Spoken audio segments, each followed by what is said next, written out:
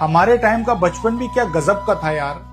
जैसे ही अगस्त का महीना शुरू होता था, स्कूल का माहौल ही एकदम बदल जाता था। 5 अगस्त के बाद तो स्कूल के अंदर पढ़ाई कम और ऑडिशन ज्यादा शुरू हो जाते थे। टीचर हर क्लास में जा जाकर बच्चों से बोलते थे कि जिन जिन बच्चों को 15 अगस्त के प्रोग्राम में पार्टिसिपेट करना है वो बाहर आ जाएं और प्रैक्टिस कर लें।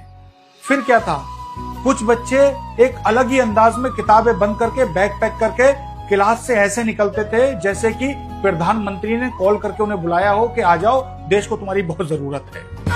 और जो बच्चे क्लास के अंदर रह जाते थे वो मन ही मन भाई साहब इतना अंदर ही अंदर घुटते थे कि पता नहीं साला कौन से कर्मों की सजा भुगत रहे हैं जो हमें पढ़ाई मिल रही है और इनको आजादी मिल रही है। और ये जो बच्चे पार्टिसिपेट करने किसी हॉल में या क्लास में जाते थे और जब वो डांस की प्रैक्टिस कर रहे होते थे तो जो वहां से देशभक्ति गानों की आवाज आती थी, और जो बच्चे पढ़ रहे होते थे भाई साहब इनका पढ़ाई में मन नहीं लगता था, इनकी नजरें ब्लैक बोर्ड पे होती थी, लेकिन भाई साहब इनके कान उसी कॉन्फ्रेंस हॉल में होते थे जहां से आवाज आती थी कि देश रंगीला रंगीला देश मेरा रंगीला।